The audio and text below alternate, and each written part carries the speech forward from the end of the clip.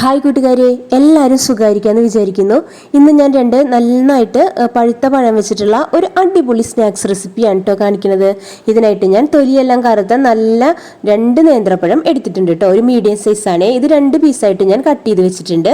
ഇനി ഞാനൊരു പാത്രം ചൂടായതിലേക്ക് കുറച്ച് 2 ടേബിൾ സ്പൂൺ നെയ്യ് ഒഴിച്ചു കൊടുക്കുന്നുണ്ട് കേട്ടോ. ഈ നെയ്യ് നന്നായിട്ട് ചൂടായി വരുമ്പോൾ നമ്മൾ ഈ നുറുക്കി വെച്ചിട്ടുള്ള പഴക്കഷ്ണങ്ങൾ ഇതിലിട്ടിട്ട് നന്നായിട്ട് വഴറ്റിയെടുക്കണം കേട്ടോ. ആ നെയ്യിൽ വഴന്ന് വരുമ്പോൾ ഈ പഴക്കഷ്ണങ്ങൾക്ക് നല്ലൊരു മണം കിട്ടും. അപ്പോൾ ഉടയാതെ വഴറ്റിയെടുക്കുക.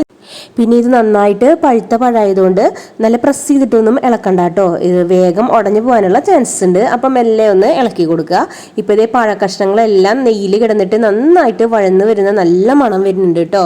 ഈ സമയത്ത് നമുക്ക് ഇതിലേക്ക് ഒരു 1/4 കപ്പോളം ശർക്കരയുടെ പൊടിയാണ് കേട്ടോ ഞാൻ ചേർത്ത് കൊടുക്കുന്നത്. നിങ്ങൾക്ക് വേണമെങ്കിൽ ശർക്കര പൊടി ഇല്ലെങ്കിൽ ശർക്കര ഉരുക്കിയത് ഒഴിച്ചു കൊടുക്കാം. വെള്ളം കുറച്ചാക്കിയിട്ട് ഉരുക്കിയിട്ട് ഒഴിച്ചു കൊടുക്കാനായിട്ട് ശ്രദ്ധിക്കുക കേട്ടോ.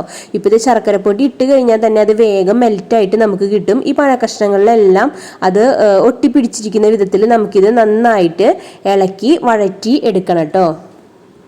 പിന്നെ ലൈക്ക് വളരെ കുറവാണ്, ആരും ലൈക്ക് ചെയ്യണില്ല കേട്ടോ. ഒന്ന് ലൈക്ക് ചെയ്യുക. പിന്നെ ഞാൻ ഇതിലേക്ക് ഒരു 1/2 ടീസ്പൂൺ ഏലക്കായ പൊടിച്ചത് ചേർത്ത് കൊടുക്കുന്നുണ്ട് കേട്ടോ. പഞ്ചസാരയും ഏലക്കായും കൂടി പൊടിക്കുമ്പോൾ ഇതുപോലെ നല്ല നൈസായിട്ടുള്ള പൗഡറായിട്ട് നമുക്ക് കിട്ടും കേട്ടോ.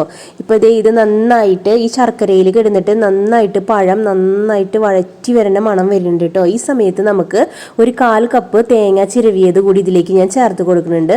ഇതിനി ഈ തേങ്ങയും ഇതും കൂടി നന്നായിട്ട് മിക്സ് ചെയ്തിട്ട് ഒന്ന് ഇളക്കിയെടുക്കാം കേട്ടോ.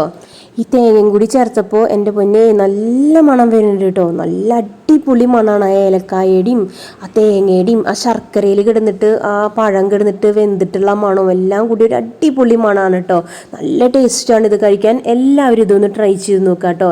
പഴുത്ത പഴമൊക്കെ ബാക്കി വരുമ്പോൾ അത് കളയാൻ നിൽക്കണ്ട, ഇതുപോലെ ചെയ്ത് നോക്കി നോക്കൂ കേട്ടോ. അടിപൊളി ടേസ്റ്റാണ്. പിള്ളേർക്ക് കൊടുക്കാനായിട്ട് വളരെ ഹെൽത്തി ആയിട്ടുള്ള ഒരു പലഹാരമാണ് കേട്ടോ. അപ്പോൾ എല്ലാവരും ഇതൊന്ന് ട്രൈ ചെയ്ത് നോക്കുക. വീഡിയോ എല്ലാവർക്കും ഇഷ്ടമായി എന്ന് വിചാരിക്കുന്നു. ഇഷ്ടപ്പെട്ടാൽ ലൈക്ക് ചെയ്യാൻ മറക്കരുത്, സബ്സ്ക്രൈബ് ചെയ്യാനും മറക്കരുത്.